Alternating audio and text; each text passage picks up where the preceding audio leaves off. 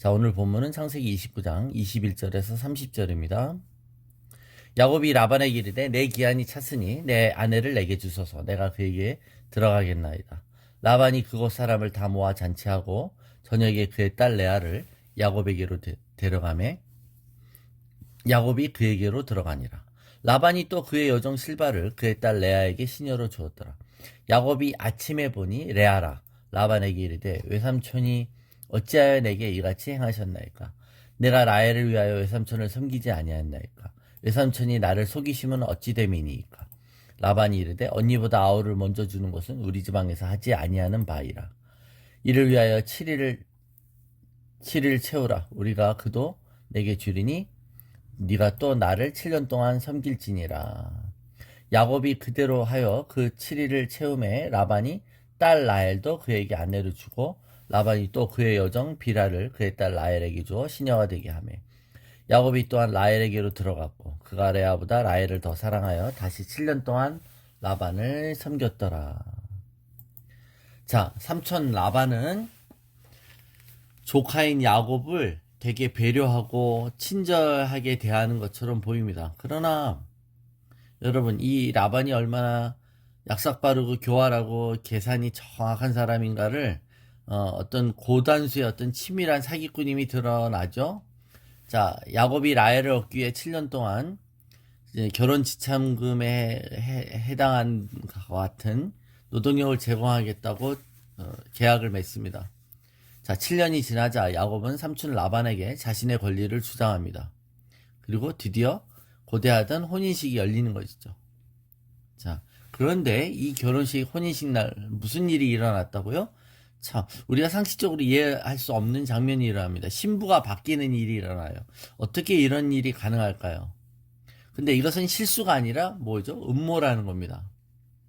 그러면서 라반은 갑자기 말을 바꾸죠. 원래 언니가 안 갔는데 동생이 시집가지 않는다라고 말합니다. 그럼 진작 말했어야 되는 거 아닙니까? 근데 솔직히 이것은 틀린 말은 아니에요. 문화가 언니가 먼저 갔어요. 원래. 네. 그러니까 어떤 거짓말을 하는 사람이 전부 틀린 말을 하는 건 아니죠. 그죠? 아브라함이 자신의 부인을 루이라고 할 때 여기는 부분적인 진리가 있었던 것처럼 사기꾼의 말은 처음에 들을 때 틀린 말이 없어요. 왜냐하면 자기 입장에서 하는 말이니까 그렇습니다. 그래서 한쪽 말만 들으면 속을 수 있습니다. 아무리 동생보다 언니가 먼저 결혼한다고 쳐도 신부가 누구인지는 신랑에게 미리 말해줘야 되는 거 아닙니까? 그것이 인지상정이죠, 당연히. 그렇지 않았다는 거는 속임수라는 겁니다. 속임수. 이것이 의도적인 사기였다는 것이죠. 예, 이 혼인잔치에 사람들을 모아서 잔치를 벌였습니다. 꼭 안 그래야 됩니다. 이 결혼식이라고 해서 꼭 여기처럼 사람들을 모아서 증인으로 안 세워도 됐는데 라반이 사람을 모아서 잔치를 벌인 것도 현재 지금 이렇게 해서 성사된 레아의 결혼을 야곱이 거부하지 못하게 하려는 일종의 숨은 의도가 있었던 것입니다. 근데 여러분 어떻게 신부가 바뀌었는데 신랑이 그걸 모를까요? 이게 현대적인 관점에서 이게 가능한지 의심스럽습니다. 그런데 그 당시에 결혼 관습상 낮에는 신랑과 시부가 만날 수 없었어요. 오직 신랑과 시부는 밤에 합궁할 때야 만나게 돼 있습니다. 그래서 그 합궁할 때 레아가 베일을 쓰고 들어오죠. 얼굴에 가리움막을 쓰고 들어옵니다. 또 신랑은 그날 저녁 잔치에서 이미 술을 마셨을 거예요. 예. 그러니까 거기서 분별력이 떨어지고 못 알아봤다는 것을 우리는 추측할 수 있습니다.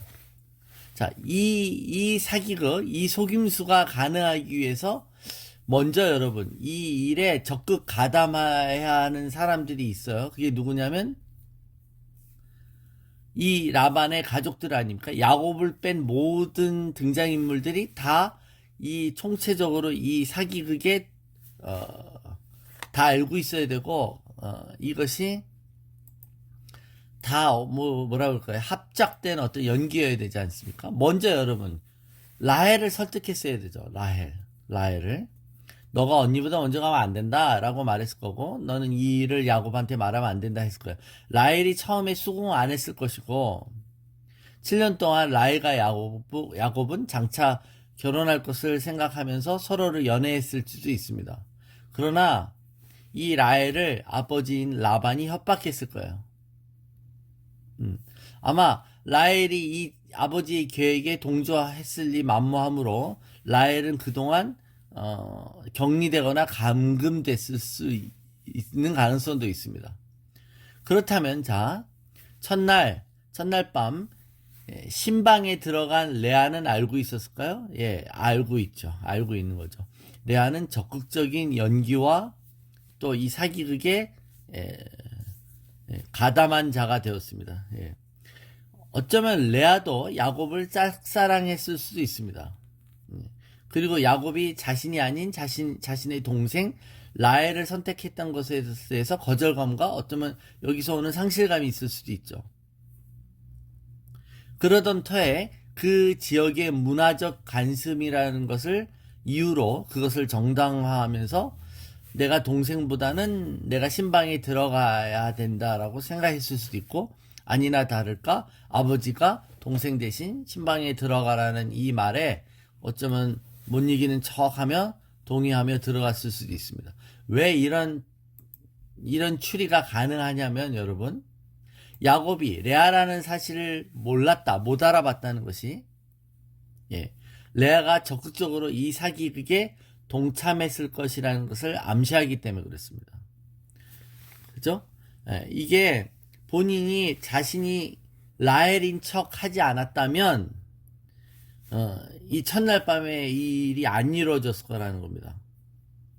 어쩌면 첫날 밤에 레아는 라헬의 목소리처럼 꾸몄을 거고, 라헬이 평소에 쓰던 화장품 냄새, 향수를 뿌리며 라헬처럼 행동했을 겁니다. 이 장면을 한번 상상해 보면 이 장면도 또 하나의 데자뷰가 떠오르죠. 그건 뭡니까? 눈먼 아버지 이삭을 속였던 야곱의 죄를 생각나게 하는 이슈인 겁니다. 그죠? 레아는 눈이 나쁘다 그랬잖아요. 그러니까 눈이 나쁜 레아가 바로 그의 첫 부인이 되는 사건입니다. 자, 라헬이 아니라 레아를 부인으로 얻었다는 것을 안 황당한 야곱에게 라반이 다시 제안을 합니다. 자, 네가 원하는 라헬도 주겠다는 거예요. 그러니까 이 결혼을 먼저 성사시키라는 겁니다. 즉, 라헬을 걱정하지 마라. 라헬도 너한테 줄 테니 레아하고의 결혼을 먼저 끝내라는 겁니다. 끝내라는 말은 완성시키라는 말입니다. 그러면 일주일 후에 다시 라헬도 주겠다는 겁니다. 이 말은 뭡니까? 이번에는 대가를 먼저 주겠다는 거예요.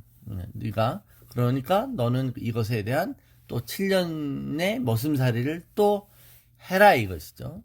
자, 야곱을 일종의 대릴사이식으로 삼으며 야곱의 노동력을 최대한 착취하고 활용하기 위한 라반의 계획이 나오는 것입니다. 그러니까 라반은 지금 야곱이 라헬을 원하는 것을 알고 있는데 여기에 끼워 팔기를 하고 있어요. 레아를, 인기 없는 레아를 덤으로 끼워 팔기 함으로 라헬과 동일한 뭔가를 얻으려고 합니다.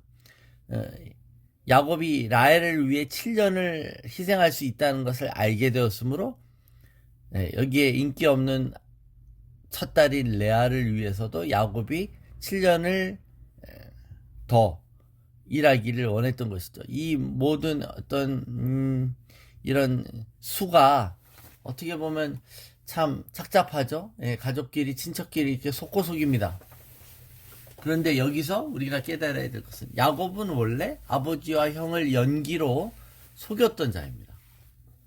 특별히 아버지 앞에 자기가 누구인 척한 거죠? 형인 척한 거예요. 형인 척. 그렇게 속였던 자가 지금 속은 것입니다. 어떻게 보면 야곱보다 한 수 위에 사기꾼은 라반인 것이죠. 자, 라반이 자기를 이렇게 속였다라는 것을 깨달았을 때 야곱의 심정이 어땠을까요? 어떻게 보면 아버지가 네가 애서냐 그랬을 때 예, 제가 애섭니다라고 말하며 형인 척 했던 이 행위에 대해서 자기가 객관적으로 자기가 당하면서 그것을 봤을 것입니다. 그러니까 이게 우리 인생에서 일어나는 하나님의 섭리 가운데 있는 하나님의 유머예요. 그죠?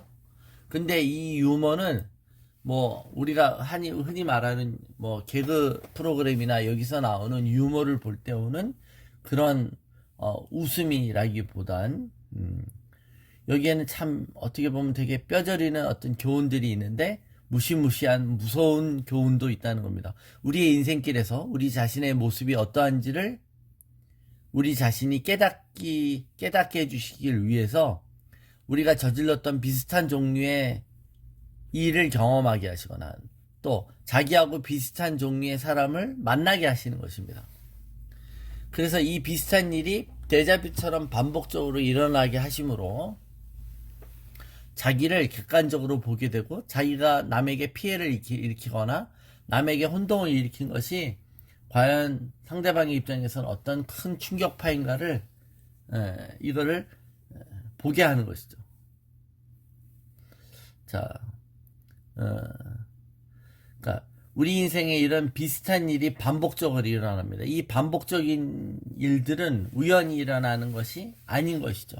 남을 속이고 연기해서 자신이 아닌 것처럼 사귀고 누구인 것처럼 흉내내서 자기가 원하는 것을 얻어냈던 야곱이 지금 어떻게 보면 더 멋들어지게 더 어쩌면 통날하게 이 삼촌한테 속은 거 아닙니까? 그죠? 예. 똑같이 라헬인 척하는 레아를 통해. 그래서 이런 일이 반복적으로 일어났을 때 우리 삶의 패턴이 반복적으로 일어날 때 우리는 왜 이런 일이 일어나는가에 대한 원인을 다른 사람에게 찾으려고 하기보단 자기 자신에게 있는지를 먼저 물어봐야 된다는 겁니다. 재수없이 내가 이런 사람 만나서 이 고생을 하네 라는 게 아니라 실제로 문제의 근원은 자기 안에 있을 수 있다는 겁니다. 그러므로 이런 모든 만남들이 하나님의 유머가 자기하고 똑같은 사람, 어떻게 보면 자기보다 더 그 분야에 대해서 더 악랄하고 더 교활한 사람을 만나게 함으로 자신을 객관적으로 보게 하는 하나님의 선하신 그런 은혜가 있다는 겁니다. 자, 그러면 야곱은 지금 속이는 자가 아니라 속은 자로 누구에게 속은 것이죠? 예. 어떻게 보면 외가 쪽에서 흐르는 속임수의 흐름 속에, 그러니까 리브가가 자꾸 속이자 그랬잖아요. 걱정 마, 네가 형처럼 분장을 하면 된다라는 거잖아요. 그러니까 이것도 보면 리브가 안에 있는 거짓말하고 속이려고 하는 이런 속성들이 라반에게도 있었고, 이런 부분들을 이 집안은 어떻게 보면 좀 익숙해 있을 수 있다는 겁니다. 자, 야곱은 이런 속이고 거짓말하고 연기하는 것에서는 자기보다 더 원조인 삼촌 라반에게 보기 좋게 한 방 얻어맞습니다. 자, 그래서 성경은 이렇게 말하죠. 우리 갈라디아서 6장 7절에 스스로 속이지 말라. 하나님은 업신여김을 받지 아니하시나니 사람이 무엇으로 심든지 그대로 거두리라. 우리가 이 말씀 묵상해야 되는 것은 하나님은 아무도 속이거나 하나님은 진리가 아닌 것을 말하시지 않죠. 그죠? 하나님은 또 아무에게도 업신여김을 당하거나 속임을 받지 않으십니다. 그러니까 그게 하나님이신데도 불구하고 사람들은 스스로를 속여요. 스스로를 속입니다. 하나님이 이미 나타나셨잖아요. 베델에서 나타나셔서 수많은 언약과 약속을 해주셨어요. 내가 너와 함께 하겠고 너를 지켜줄 거고 너가 번성하고 또 형통하게 하도록 너를 도와줄 거다. 그러므로 너는 뭐 해라. 일로 돌아오게 될 거다. 그러면서 하나님을 섬기라는 거 아닙니까? 그죠? 하나님 섬기고 믿음을 가지라는 거. 여기가 하나님이 집이구나 이런 걸 새삼스럽게 깨달았을 때.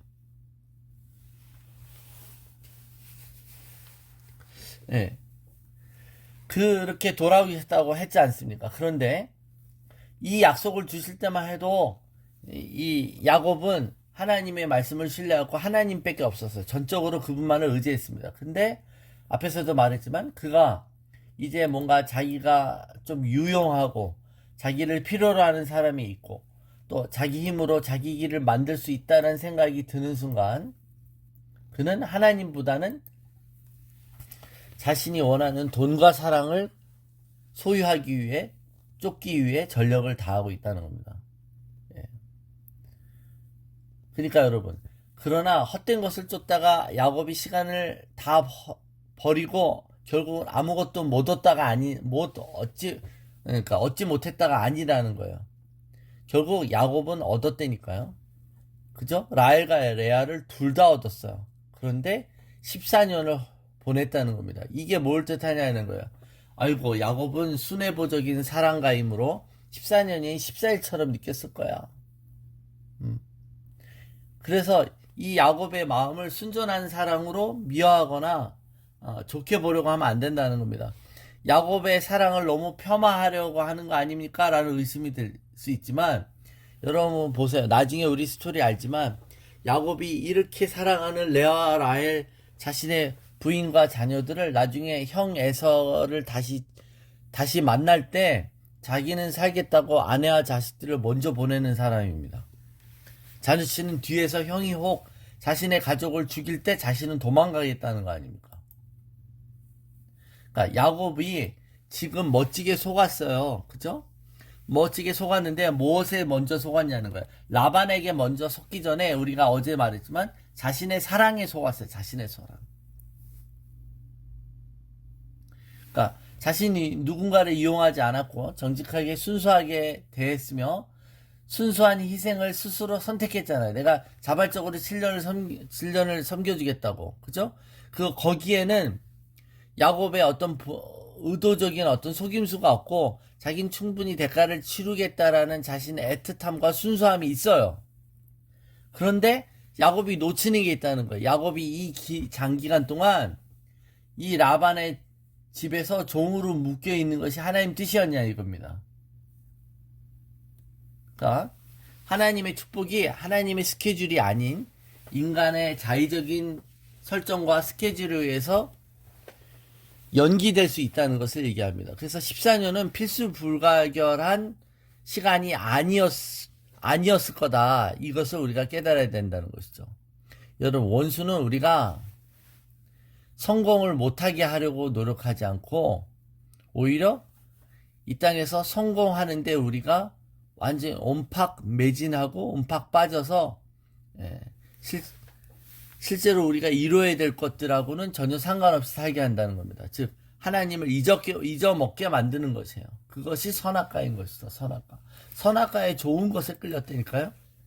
그래서 결국 하나님의 말씀은 잊어버리고 자신들이 자의적으로 선악과를 따먹었다. 자, 그래서 우리가 이 본문을 통해 우리가 계속 데자뷰를 자꾸 보죠. 그 부모님의 만남을 인도하셨던 그 하나님이 자신의 신부감 구하는 이 장면도 이렇듯 드라마틱하게 똑같이 인도하시는 데자뷰가 느껴질 수 있다. 두 번째,